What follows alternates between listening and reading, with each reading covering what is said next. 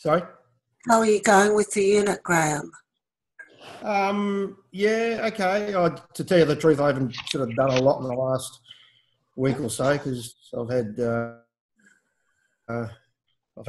unit I've had to sort of concentrate on, and I'm moving house at the moment, so Okay. it's pretty crazy. But once I'm moving on Friday, once I get settled in, I'm going to concentrate on getting the first assessment done. Oh, that's good, because you've got at least another 10 days, haven't you? Yeah. It's not Yeah, due. I have looked at it. I've been reading everything, so I just haven't put any pen to paper at the moment. Right, that's okay. That's okay. If you need to, you can always contact me. Yeah. Okay, Right. thanks. How are you going, Gregory? I'm doing my assignment now. I just finished an assignment for another subject. Right. And I have to go to Melbourne for a workshop, so I'm going to lose a few days at the end of next week when it's actually due. So I'm trying to do as much as I can now. Oh, that's good. 4 days I won't have any time to do anything, as I've got to travel interstate, and so I won't have my stuff with me. So I've got to try and do it now. You may need an extension. Yeah, well, I'd prefer to get it done and sort of keep up with everything, but I'll just see how I go over the next few days, yeah. Okay. Well, let me know if you do need an extension. I will, yeah, thank you. Appreciate that. Yeah. And you've started work on it. Tess, I might... Sorry? Sorry, I can't hear you. Oh, sorry, Tess. I was just going to say that I possibly might need an extension too, but I'll see how I go. Oh, might you, Graham? Okay. Yeah, that's understandable. I can only give a week's extension. Yeah, no, that's fine. That's heaps. Okay, lovely. Thanks. And Jeanette, you're here with us tonight. I am. Hi, everybody. Hi. Hi. I just got my daughter and grandchildren just left like literally 30 seconds ago. So. Oh gosh. You haven't been busy on the course activities. No, to be really honest, I haven't even looked at this week because I actually have 3 assessments due. Oh, so, have you? Yeah, I've actually finished the other 2, and right. I'm going to doing this week's or last week, sorry, tomorrow, plus starting with this. But I have actually been researching this assessment, and the problem that I'm having. Hi, Demetra. Hi, Demetra. Hi. We'll come back to you. The problem that I'm having is that because I've actually done like a diploma of counselling, I have a lot of books here on all different types of therapies, and I'm actually choosing to do narrative therapy in comparison to person-centred. Right, okay. Purely because I think that they are very similar. Right. In a lot of areas. So I like to make myself think, but I'm just wondering whether it's actually a good thing. But I have a lot of trouble on the library. Does anybody else have trouble on the library, like getting the information or getting articles? Yeah. I'm not very good at researching at all. So Tess, could you give us some, like, when we did the academic study, which I'm actually doing it at the same time. Right. We had a whole session on how to actually research the stuff on the Navitas library, but I just can't seem to get anything. I'm going to Google Scholar and other avenues, and I just... Right. I don't know. I mean, I'm trying to mind map to get ideas for words, etc. Has anybody else got some like suggestions? Because that's my problem. I mean, I have a lot of data and books here, but to help me with this. But I feel that I really need to learn how to research online. You need to learn how to research electronic databases. And the IT department. Only only with regard to Navitus. I just can't seem to crack it with regard to what to put in there. Right. You need to... like 74,000 options. It's like, well, I don't know how to narrow it down. Has anybody got any suggestions? I'm not very good at it, so I don't really have any suggestions. So, Graham? I haven't had any sort of trouble finding stuff, but whether it's the right stuff, I don't know. Can you tell Jeanette how you find stuff, Graham? Just on the library website, you just go into multi search, I think it is, and then you type in whatever topic you want, and it just comes up with all the relevant information regarding that topic. I know, but when I actually find on the side of multi-search, if I actually put something like narrative therapies, it comes up with like 78,000 different journal articles, and like the first 20 pages have nothing to do with narrative therapies. It's just because the words narrative and therapy are actually in there, but doesn't have anything to do with that subject. So I don't know how to break it down. Like Google search. Well, I've been doing my searches on Google Scholar. Even Google Chrome is really good. I've done previous assignments through just Google Chrome and through Google Scholar as well. And just type in peer review journal articles, narrative therapy, but something specific if you're looking at a particular aspect, whatever aspect of narrative therapy, and then you'll get something a bit more specific. All right, so you type in peer review journals first. Yeah, I would, definitely. Okay. I have better luck with peer review journal articles, whatever the topic may be, and usually you should put like something like qualitative or quantitative. It depends if you want data or just, a qualitative journal article on the subject, and then narrative therapy, and then you get a bit more specified articles. Thank you. But that helps. Yeah, thank you, Demetra. That's great. Because I have a lot of references, but they're mainly books. Like in all my studies previously for counselling on narrative therapies and say person-centred and all the other ones, the references refer to books and not scholarly articles. So that was the problem. Thank you. Yeah, type in peer review journals, just to cut out all that crap as well. Thanks, Demetra. How are you going with your assignment? This week I'm catching up on another subject on group therapy. Right. And then next week I can tackle this subject and catch up. But I am doing the week's work and reading through the manual. But just in regards to the assignment, I will tackle it next week. I've just been backed up. Okay. With a couple of subjects. Okay, if you have any questions, you can always post a question to me on the website. Thanks, Tess. Yeah, that'll be good, Demetra. Cheers. Cheers. Does anybody else, does everybody else completely understand the assessment? I have a couple of questions.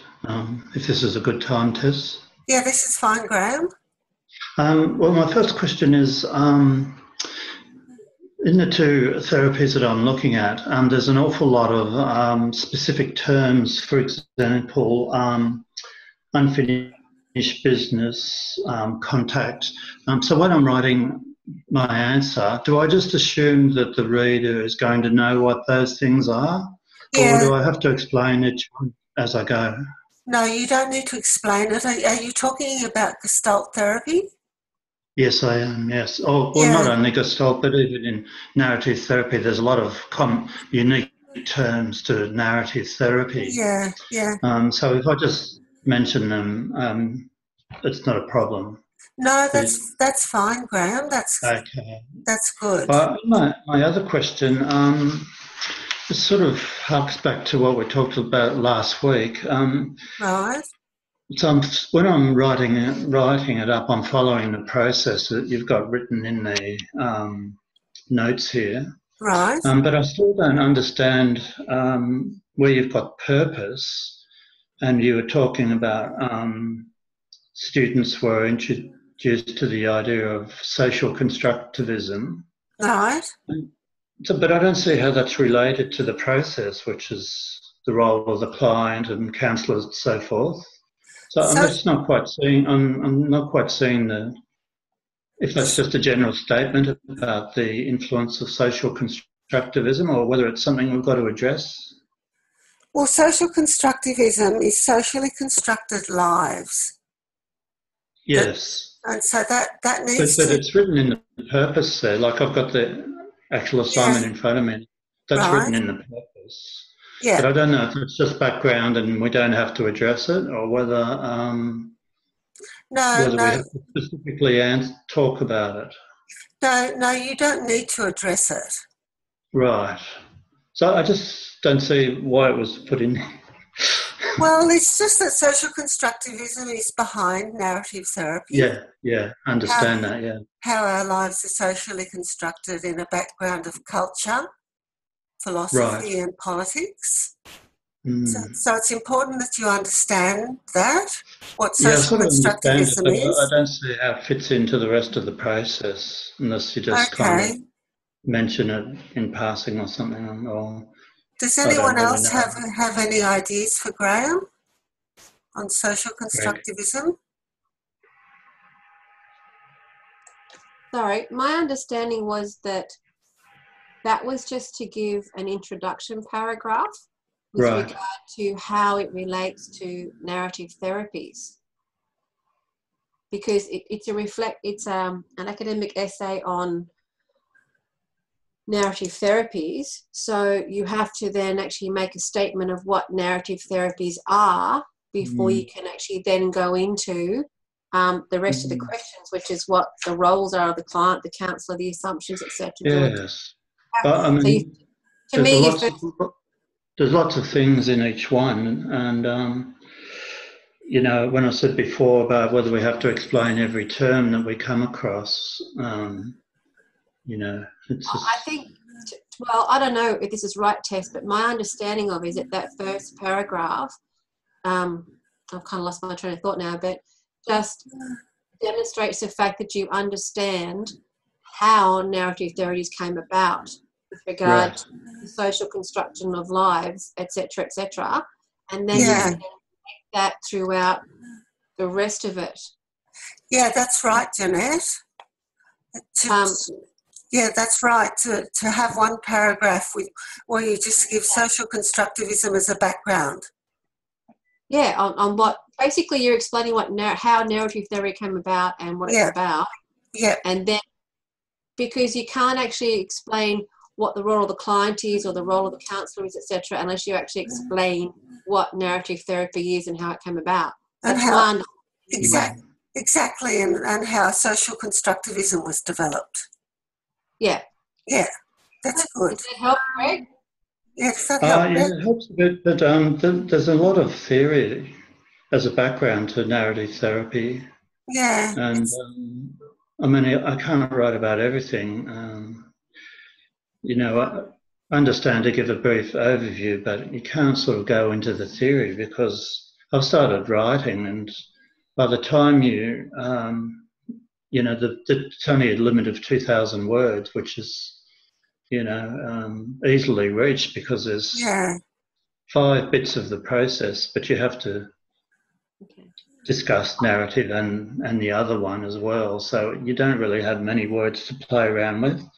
That's why I asked about if we have to explain all the different terms, because it's just, you know, it's very time consuming.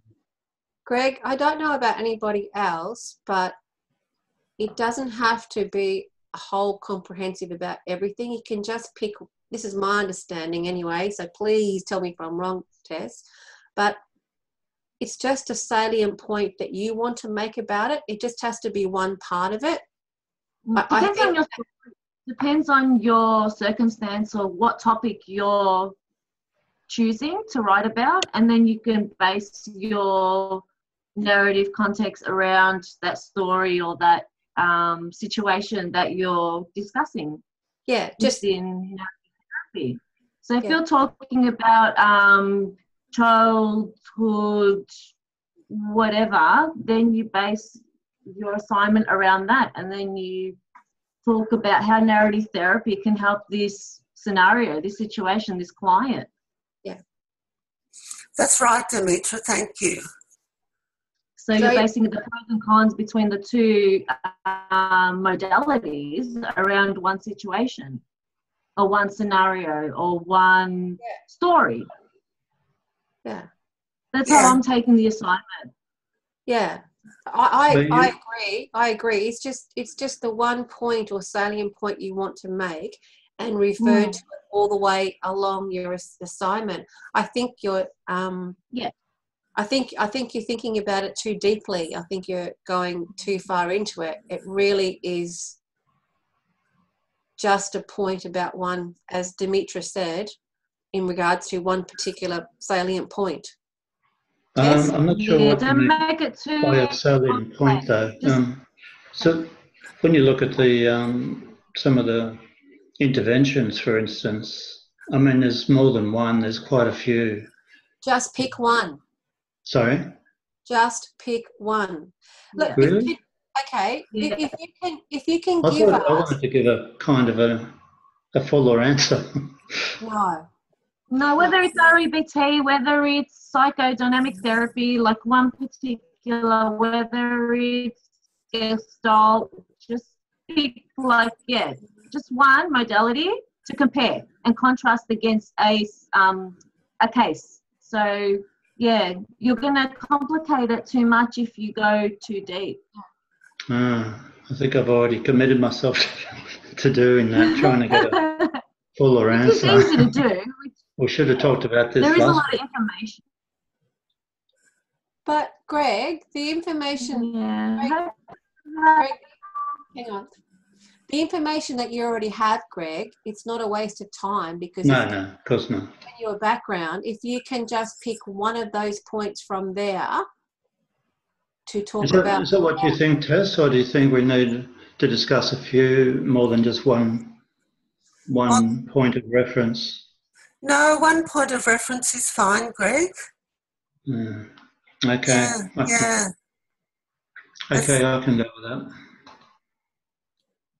Greg, do you want to give us an example of what you're talking about so we can actually give you feedback on that? So well, if there's, for instance, interventions with Gestalt, there's probably about 3 main ones that I've found.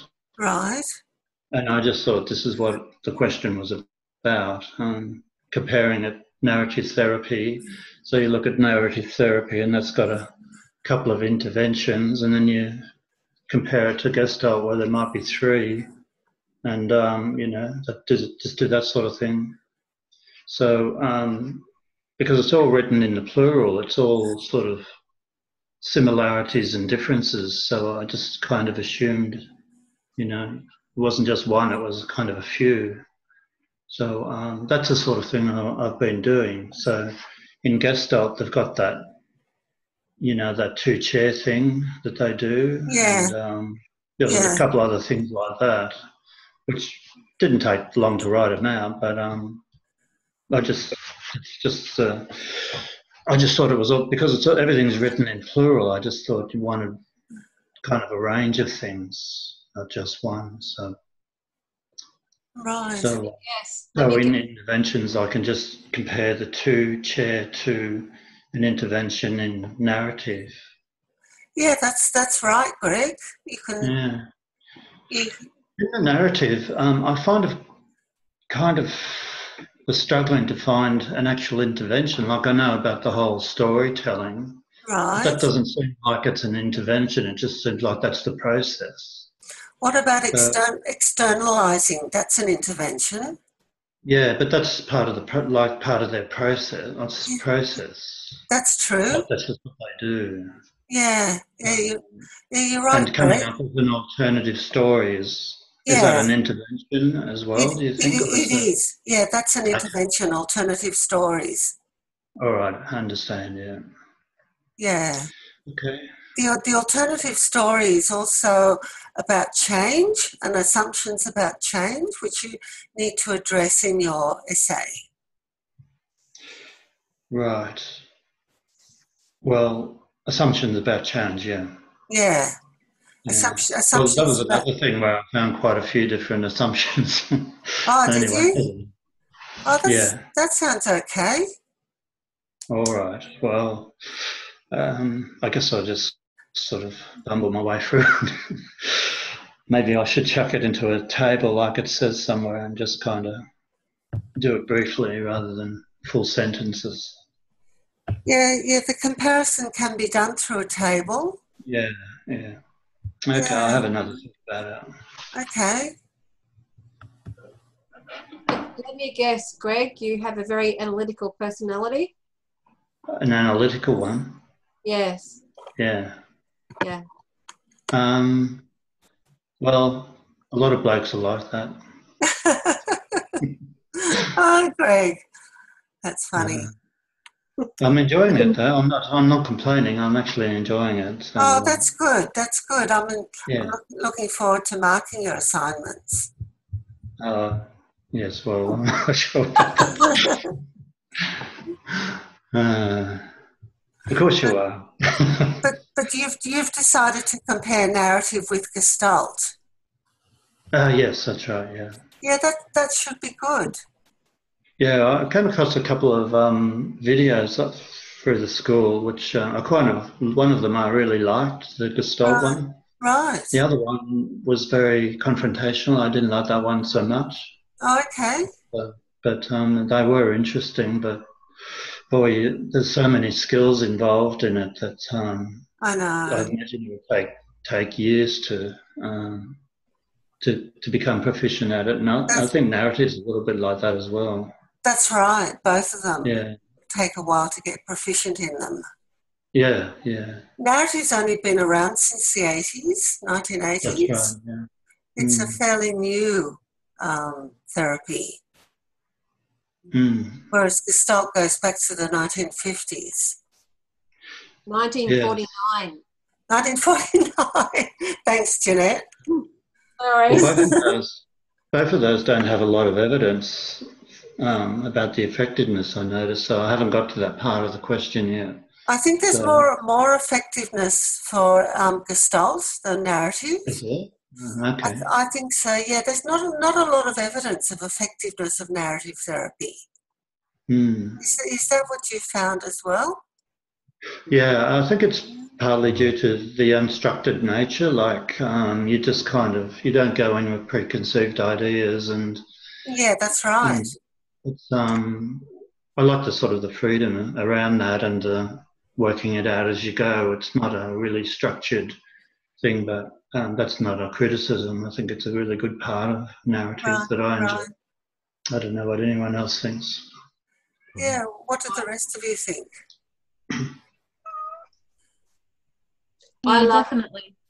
I love the fact that it puts everything back in, like person-centered therapy. It puts it back in the control of the client, of the person there, because I have a firm belief that we all know what our issues are and how to actually go about solving those issues.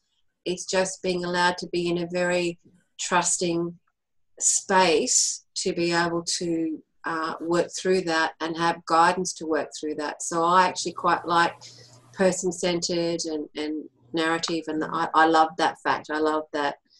Yeah, it's not about me telling someone what they should do, because I'm not the expert of their life. I have no idea the full intricacies of their life story so far. So yeah, I like it. More gentle, sort of non-directive sort of approach. Is that what you were meaning, Janet? A more directive approach? More non-directive. Non-directive. Sorry, Graham. Yeah. More gentler, non-directive approach, allowing the client to sort of go down the direction that they sort of feel they need to. That's right, and that happens with person-centered as well as narrative. That they're non-directive, and the client goes down their own path, and the client is the expert. I'm doing an assignment for my other unit on person-centered therapy at the moment. So, okay. It's in the fore of my mind. So, are you going to compare narrative with person-centered for this assignment? I wasn't, but I think I might change my mind. But I was actually going to do motivational interviewing. Oh, okay, like for drug and alcohol. Yeah, but I don't know. What's your thoughts on that? Well, motivational interviewing has got a fair bit of evidence backing it for its effectiveness. Yeah. It's quite well known. And there is, similarities with narrative therapy with the approach anyway, and person-centered. Right. Motivational interviewing is very interesting theory, very interesting therapy, and there is quite a lot of research on it. Yeah. How do you think I would go about that in my assignment? Well, approach it. I mean, I think it'd be okay. Motivational interviewing is mostly used with drug and alcohol. So, So it depends on whether you're going to look at it in terms of that.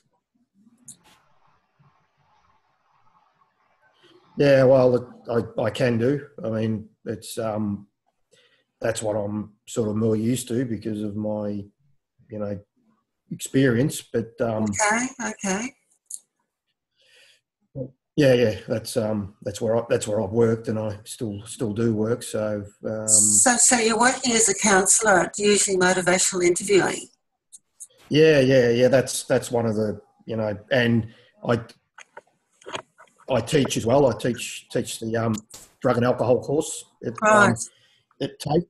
So we basically teach motivational interviewing right throughout the whole course. It sort of comes up all over the place. It's a big component of drug and alcohol counselling, and it is and so forth. Getting that motivating to change, and the stages of change, and that's right. That's right.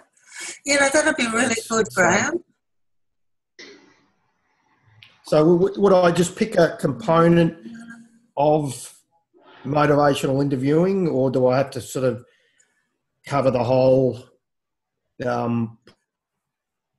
process, much like Greggy was saying? You'd need to give an overview of motivational interviewing. Yeah. An overview of it, and then points of comparison with narrative therapy. Yeah. If you think there are good comparisons between narrative therapy and motivational interviewing, you could list them. Yeah. Well, there definitely are. Yeah. In the story. I agree. Storytelling and the external. Also, narrative therapy is used quite a bit in drug and alcohol counselling. Yeah. That's one of the therapies that we do teach. Not so much in the Cert 4 level, but the diploma level. They cover a lot of different therapies. The Cert 4 level, it's mainly sort of motivational interviewing, bit of CBT. Yeah. The stages of change, Prochaska, etc. Yeah. Prochaska and Norcross stages of change. Yep. That's it. Yep. Yeah.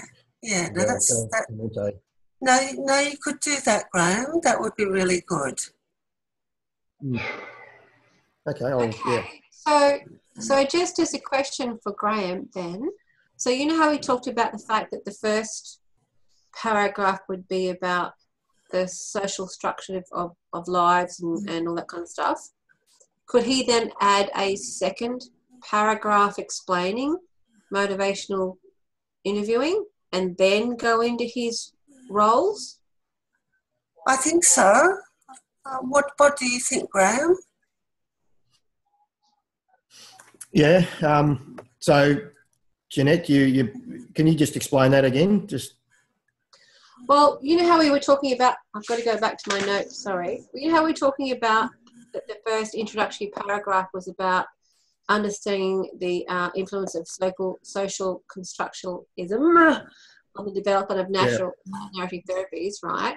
So that would be the introductory. So if Tess said that you should explain about motivational interview, so if you had, in essence, 2 introductory paragraphs, so the introductory paragraph with regard to narrative therapies and then link it in its similarities, like on the last sentence of that introductory paragraph, linking it to an introduction of what motivational interviews were, and then go into the role of the client, role of the counsellor, etc. comparison.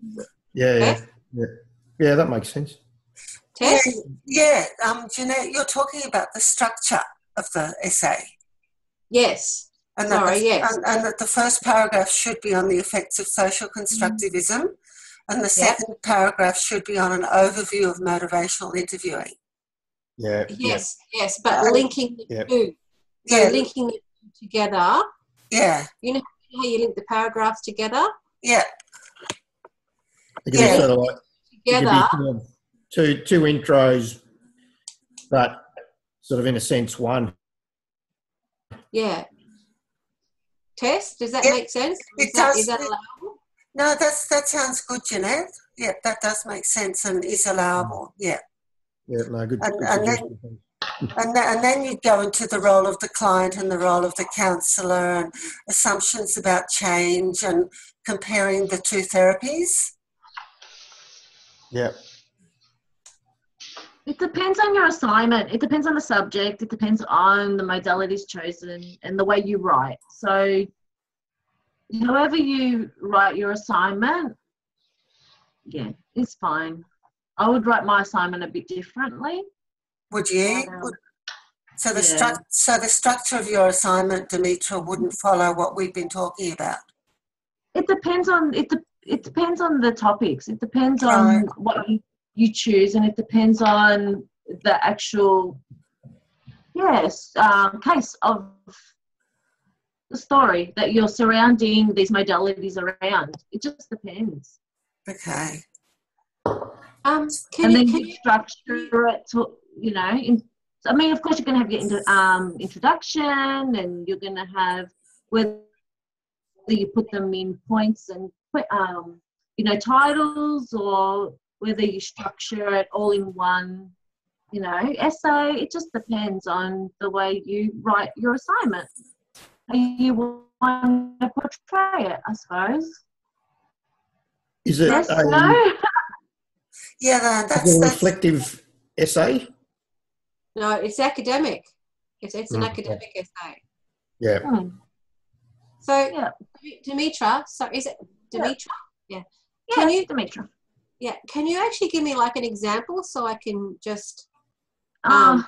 It depends, because I haven't started it. So it depends. I mean, you do your introduction, and I'm thinking of doing solution-focused brief therapy, and I still have to choose the case. So whether I do domestic violence or I do childhood, whatever it might be, and then I'll choose another, a way to surround my case in regards to the 2 modalities. I might split it, and structure it towards, and then do a comparison between the 2. I don't know how I'd structure it. It depends.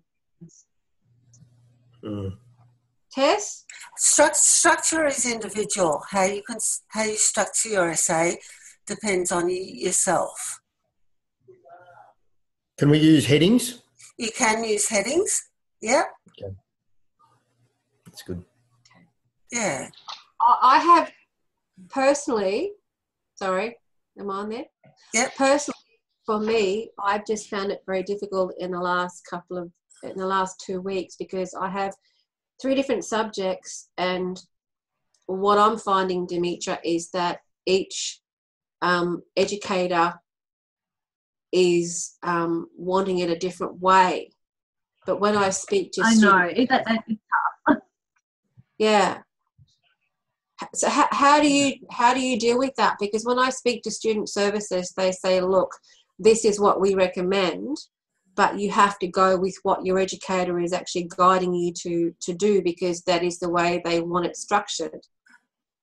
Yeah, I found the same thing. I went through through the school, and exactly the same thing. They said, we can give you guidance, and we can tell you the structures of all the different, whether it's an essay, whether it's a report, whether it's whatever it might be, but it depends on the teachers, the way they want you to type up the assignment. So I spent quite some time on an assessment that I've just done, and I put it into Smart Thinking, and everything came back great. And then I went to SLS, and I have now, in 2 days, completely redone my entire assessment. Why was that, Jeanette? Because he gave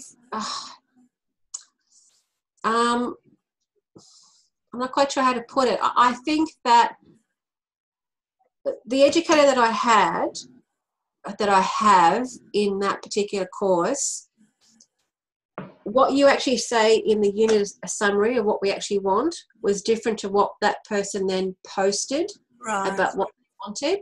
And that was different again to what they actually said in a Zoom session, because I actually made notes of the entire Zoom session. So I tried to structure it and understand what she was getting at. And when they read it, they felt it just wasn't an academic essay and totally not what they would structure it to be, but kept referring me back to the educator.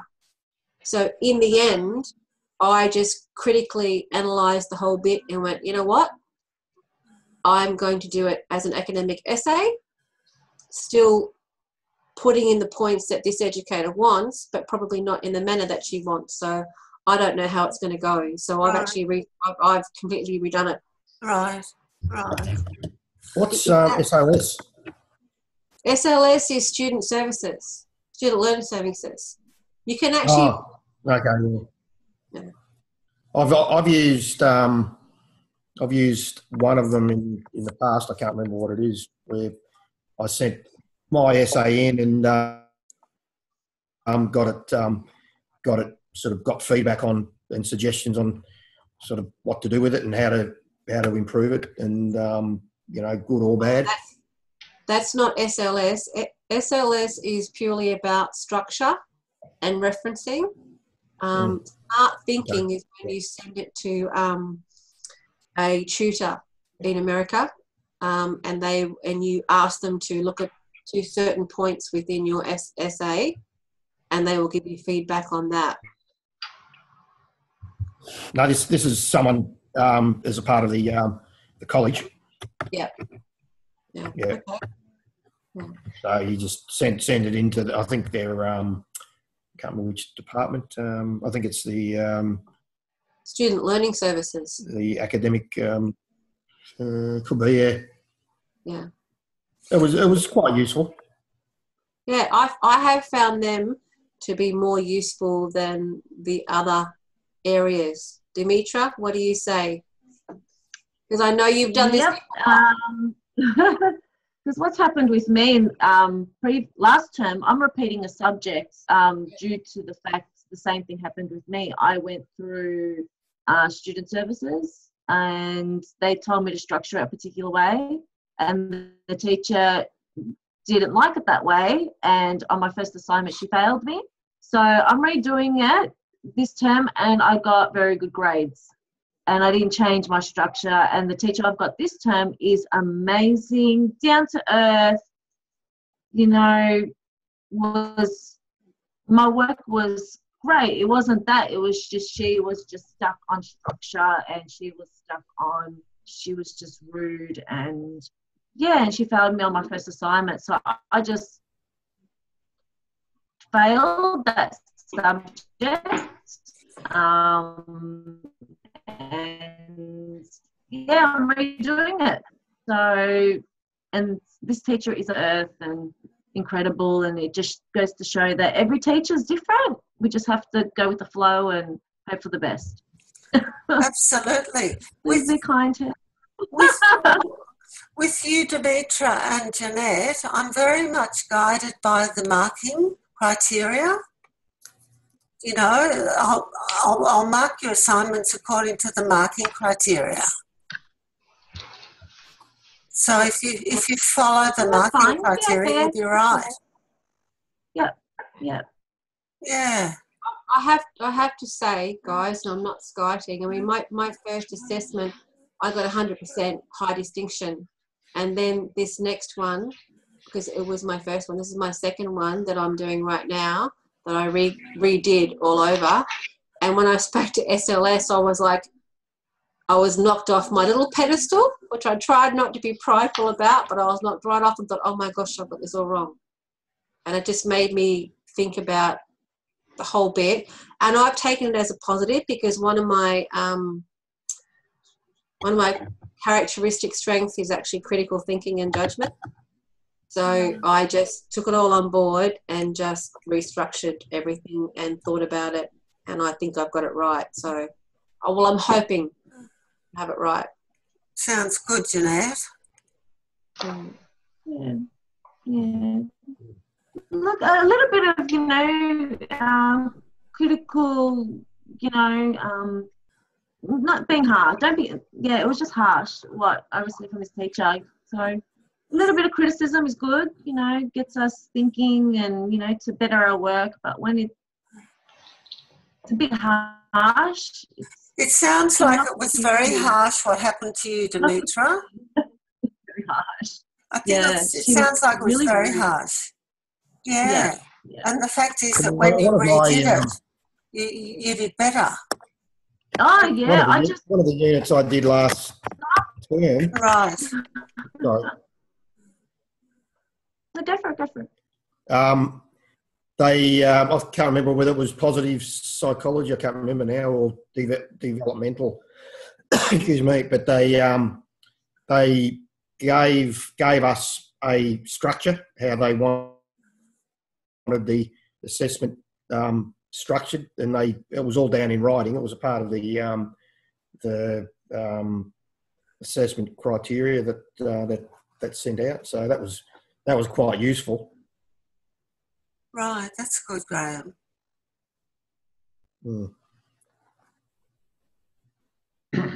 Demetra, does that relate to you at all? Oh, we have in previous, because this is my third year. So is it? Yeah. So some teachers, will send you out or email you, their preferences on how they want it, set out. Yeah, no problem. We'll follow the guidelines and whatnot. But this subject was, I don't know. It just, whether she didn't like me, I don't know. It took me for a loop. Took me for a real loop. It was a real eye opener, actually. Yeah, frightening. Really frightening experience. Sounds like an awful experience, Demetra. I did make a complaint and I put it in writing and. Right. And did you get anywhere? Did you get anywhere with your complaint? Yeah, my coordinators were willing to change my grade and get me going again, because she did the grade she gave me was very unfair.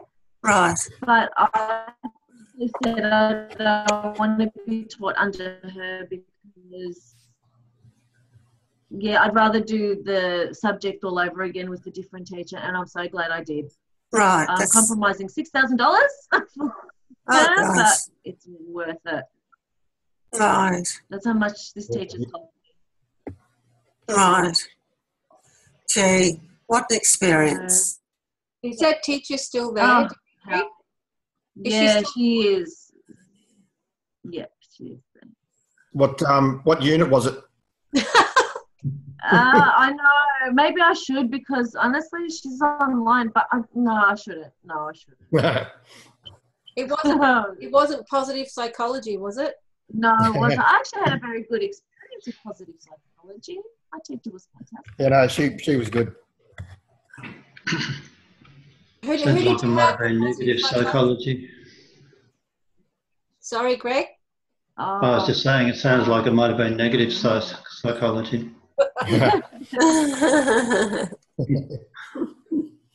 Yeah. Yeah, but look, everyone's been great so far. Just, yeah, it's hard online. It can be hard online. It's hard online, isn't it? It is hard online. Why is it harder? Why is it hard online? I think you miss out on that one-to-one contact where you can get a bit more, involved and Right. a bit more inspired and excited about it. Just reading. Right. Okay. All I do is read, and that's sort of all there is. Right. So, but it's convenient too in other ways. So. Yeah. Yeah. I had a weekend workshop weekend ago in Melbourne for counselling theories, and I got a lot out of that. That was good. Right. So did you have Nigel? No, I had Charity. Oh, yes. It was good. It was good. That having someone explain something face to face is better than reading. But you need both, obviously. Yeah. So you're all sort of finding it hard online because there's no face to face contact. Me? Yeah. But there's activities as well, and you get to explain. No, I'm actually, like, for example, if I've got I'm not. Yeah. I actually prefer it. I really like online. Do you do that? Yeah, that's just the way that I learn that. I do very much enjoy the Zoom sessions because it's a way to interact and to ask those questions. Yeah. But I actually quite enjoy it. But I read everything. Right. Sorry, that just brings me back to a point. Gregory, you've done your introduction to academic culture? Sorry, academic culture? Yes. Sorry, I'm not quite with you. Are you talking about this introduction from this assignment? No, one of the first subjects we actually do is an introduction to academic culture. Oh, yes, right. Have you done that? Yes, I did do that. Yes, I have, yeah. Sorry. So you went through that whole process of learning how to skim? No, I'm not a good skimmer. I did read it all, but I didn't actually pick up the skills. So, I think that's another thing I miss being online is not having direct access to the library there. So I would like to go in and just smooch around the library and find some good books and read a bit more. So I have to access everything online mostly through the library, and short of printing everything out, I kind of stuck reading off the computer a lot, which I don't particularly enjoy that too much. It's my eyes on us, all that pressure. But I seem like a grumble bum tonight, but it sounds like you'd be better off doing it on campus, Greg. Yeah, but I'm actually in Tassie at the minute, so okay. It's a bit too far to. Yeah, that's right. Yeah.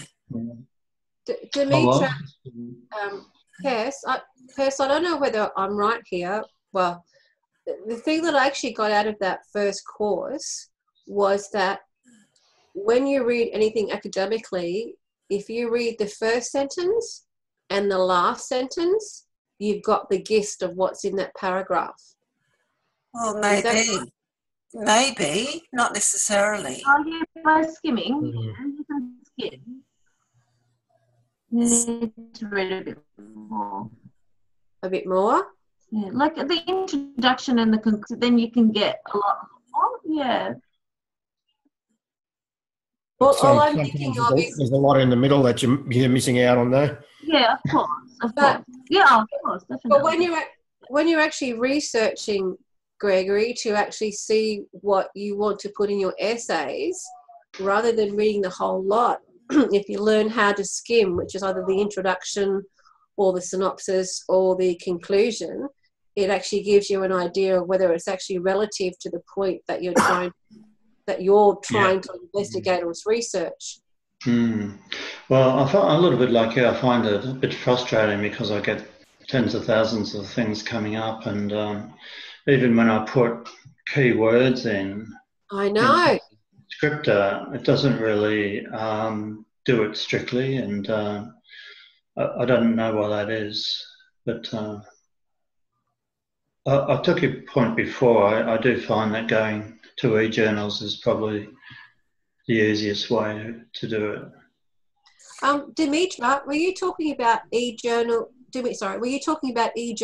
on the Navitus site or just in Google? Earlier.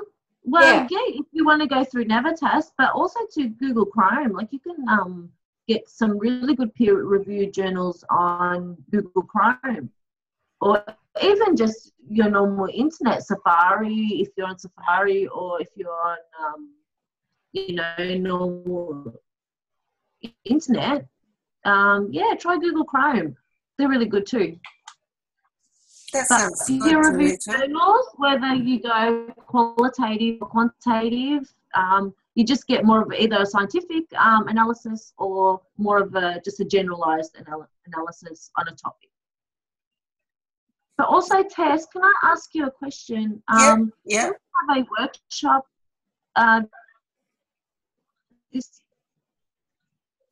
Sorry, Demetra. For this subject? No, there's on-campus workshop? No, there's no workshops for online. It's only for blended. Okay, so there's no workshop for the subject. No, there's not. Okay. There's just online and Zoom sessions. Okay, and do we have another couple more Zoom sessions? Yes. With you, Yes, you will. You'll have two. You'll have two more before the second assignment is due. Yeah. Okay. Yeah, do you have the dates, or are you just going to choose the dates as you go along? I haven't got the date. I know that your second assignment is due on the 20th of August. So it'll probably be a fortnight before that. Okay, and you'll just email us before we have... Yeah. Yeah, it's due on week 11. It's due at the end of week 11, which is the 20th of August. So it'll probably be there'll probably be a Zoom session 2 weeks before that. Sounds good. Okay, lovely. Great. Perfect. I have one question totally unrelated to the assessment, but in relation to narrative therapies. Is anybody else interested in actually doing their what do you call it, your practical, your placement? Thank you, Tess, in regard to narrative therapies? Would be good.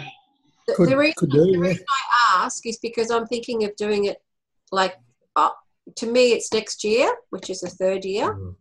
And I was wondering if there was a few of us who actually wanted to do it. Maybe we could approach the narrative, in Adelaide, and actually all go down together, or a few of us go down together and have some place to stay and actually do our placement down there if we're interested in narrative therapies. You'd need How to long is the contact the Dulwich Quite a Centre. long time, isn't it? Sorry, Graham? Oh, sorry. How long is the placement? It's over 2 terms. So it's 1 day per week over 2 terms.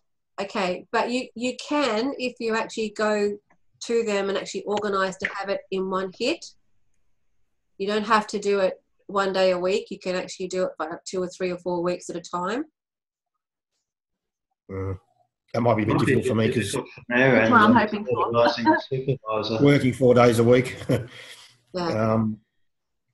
And I haven't got the holidays. No.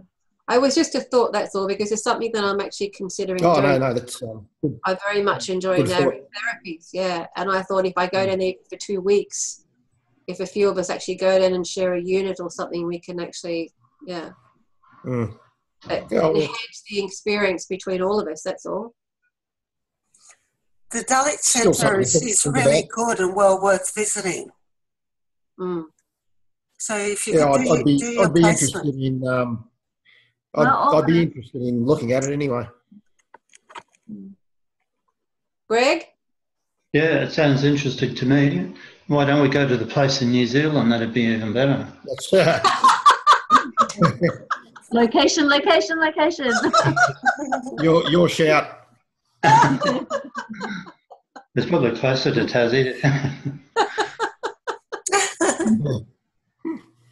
No, it's a very interesting thing. Actually, my sisters went there for a course when the chap was still alive. I always forget his first name. Michael Wise. Yeah, she went there when he was alive, so over 10 years ago, I think. She really enjoyed it. So. Okay. But, I'm quite impressed with their stuff, so it looks good. Oh, good. So I didn't know you could condense the placement. I just recently got an email to say that I need to start thinking about it. Are you in your last year? It'll be next year, but we'll be in my last year actually. I got quite a few credits for a diploma I did, so that's sort of shaved a year off. So next. It sounds like I'm sort of around about the same level as you. So I haven't got my email yet, then. Okay. Yeah, that's good. Something to keep in mind. I'd be definitely interested. Yeah. It might be easier to organise a group rather than doing it individually. Is that something we can talk to you about, Tess? I don't know about placements, I'm afraid. I don't organise them. No, but I mean, is it something we can talk to you about, the fact that perhaps a group of us go down there? Sure. Would you like to come with us, Tess? To the Dulwich Centre? Yeah. I wouldn't be invited. I'm only a lecturer. We'd invite you, Tess. Thank you, Jeanette. No, I think that the Dulwich Centre would be very well worth a visit. Me too.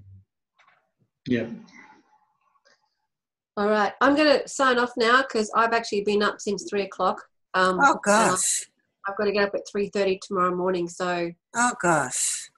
Okay, well, we'll end this meeting, this Zoom session. It's been really good talking to you all.